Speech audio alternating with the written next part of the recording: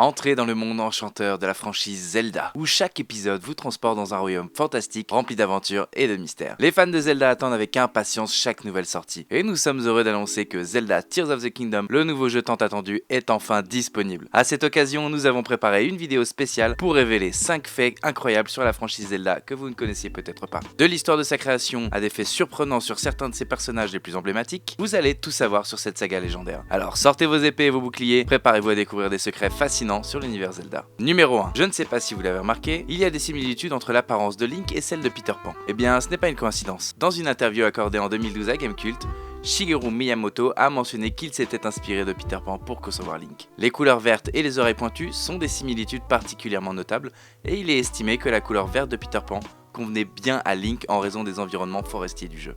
Il est intéressant de voir comment l'inspiration pour l'un des personnages les plus emblématiques du jeu est venue de l'extérieur de l'industrie, et comment cette inspiration a continué à façonner l'apparence du personnage au fil des ans. Numéro 2. Le choix de nommer le protagoniste de The Legend of Zelda Link a de multiples significations. The Legend of Zelda étant basé sur l'ère médiévale, le nom de Link symbolise la façon dont le jeu est relié ou relie le passé au présent. Telle était l'intention initiale de Miyamoto. Mais ce n'est pas la seule chose qui représente le nom de Link. Il a également pour but de relier le personnage du jeu à vous, le joueur. Le design de Link souligne également ce lien par l'absence de dialogue parlé, ainsi que par la possibilité de changer de nom dans de nombreux jeux Zelda. Numéro 3. Le scénario du jeu original était censé être un mélange de science-fiction et de high fantasy. Le jeu se déroulait entre Hyrule et un futur lointain. Nintendo ne nous a jamais donné d'indication sur ce à quoi ressemblerait le futur d'Hyrule. Mais il s'agit d'un concept fascinant qui pourrait être amusant d'explorer un jour. Peut-être le verrons-nous un jour dans un autre jeu ou dans une adaptation en bande dessinée. Bien que ce concept ait été finalement abandonné, nous connaissons quelques détails sur le design original. La Triforce, désormais connue comme un artefact des dieux hyruliens, devait à l'origine être composée de puces électroniques. Même le nom du personnage principal fait allusion aux origines de science-fiction du jeu, car Link était censé voyager dans le temps et être le lien entre le passé et le futur. Numéro 4. La chronologie officielle décrit la fin d'Ocarina of Time comme la création des 3 timelines parallèles. La ligne temporelle de la défaite et la ligne temporelle dans laquelle Link, le héros du jeu, malgré tous ses efforts, a été vaincu par Ganondorf lors de la bataille finale.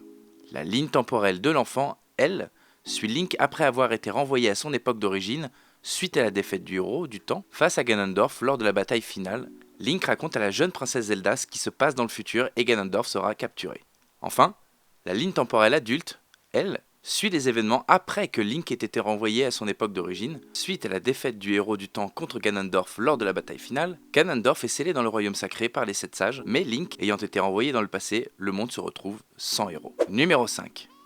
Les développeurs de Breath of the Wild prévoyaient d'étendre le jeu grâce à des DLC plus complets. Mais au fil du développement, le jeu a pris une telle ampleur que les développeurs ont décidé d'en faire une suite. Tears of Kingdom se déroulera donc après les événements de Breath of the Wild, et proposera une nouvelle histoire, de nouveaux personnages et de nouvelles mécaniques de jeu. Il s'agit ainsi du 4e jeu dans lequel Ganondorf apparaît en tant que tel. Il est le principal antagoniste de cette série. On ne le voit pas toujours dans les jeux, mais la plupart du temps, c'est lui qui tire les ficelles du mal.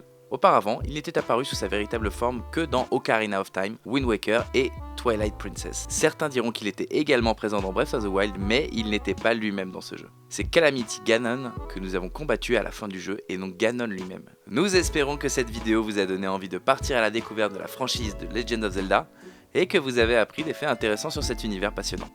Avec la sortie du nouveau jeu, il n'y a jamais eu de meilleur moment pour plonger dans l'univers et explorer les vastes terres d'Hyrule. Alors armez-vous de votre courage, de votre sagesse et de votre force et partez à la conquête du royaume en compagnie de Link. Nous sommes sûrs que vous serez émerveillés par les paysages, les personnages et les énigmes que vous rencontrerez tout au long de votre périple. Que la Triforce soit avec vous. Si tu as aimé cette vidéo, n'hésite pas à t'abonner.